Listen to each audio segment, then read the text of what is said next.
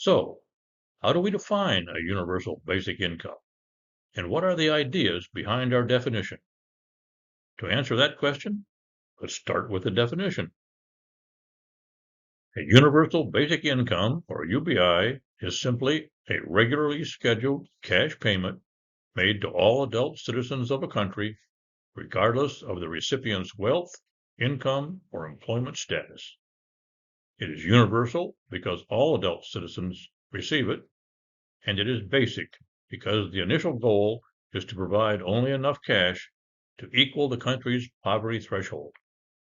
In addition, it is important to emphasize that a UBI is not welfare or unemployment compensation, since it is given to every adult citizen regardless of income or employment status. This means that it will not be taken away if and when an unemployed person finds work. This simple fact removes a major disincentive to look for employment. So, why pay in cash? The needs of individuals vary widely. Cash is simply the best way to guarantee the freedom needed to access the widest range of goods and services. In addition, cash payments are easier and cheaper to administer. Well, how much will be paid? It is widely accepted that a universal basic income should at least be equal to a nation's poverty threshold for a single adult. In the U.S., that threshold is determined by the Census Bureau, and for the year 2022 stood at $1,269 per month. Why is the UBI provided only to citizens? Any one country cannot control whether another country provides a basic income. As a result, a country that does provide one could see an influx of people from a country that provides a smaller UBI or none at all.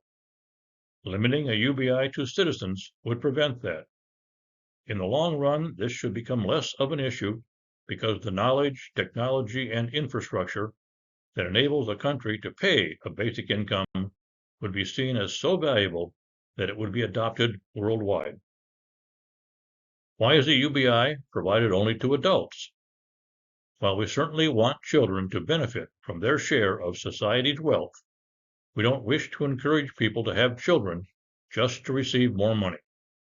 Society should have a thorough discussion of how children can be helped by a basic income. For now, however, I will just suggest that whatever amount is allocated for children be paid to groups such as daycare organizations, schools, and meal programs that help parents with the education and care of children. So, why is the UBI provided to all adults? Certainly the wealthy don't need it. The answer to this question is best understood after one becomes familiar with the technological inheritance argument for a universal basic income. That argument explains why a basic income is the rightful inheritance of all citizens, regardless of wealth. Receiving it is not and should not be dependent on your financial status. However, we should remember that a UBI is taxable, and those with incomes well above a basic level could be required to give back a portion in taxes. What is not covered by the UBI? The UBI provides only a basic income. The costs for other needs, such as health care and education, will need to be covered by other public or private sources. Wouldn't a UBI be just another wasteful government program? The answer to this question is a straightforward no. A UBI is not a government program at all. It is the birthright of every citizen. The government is only the transfer agent for payments. Would a basic income ever be higher than a country's poverty threshold? As automation and artificial intelligence continue to increase the productivity of an economy, it is quite likely that its basic income will increase proportionally.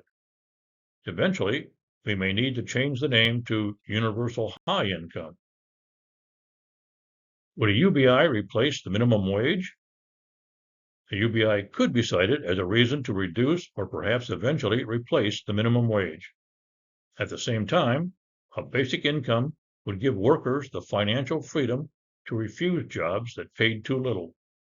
In addition, someone who already has a basic income might be able to take a job that they like, even though that job could not justifiably afford to pay the minimum wage.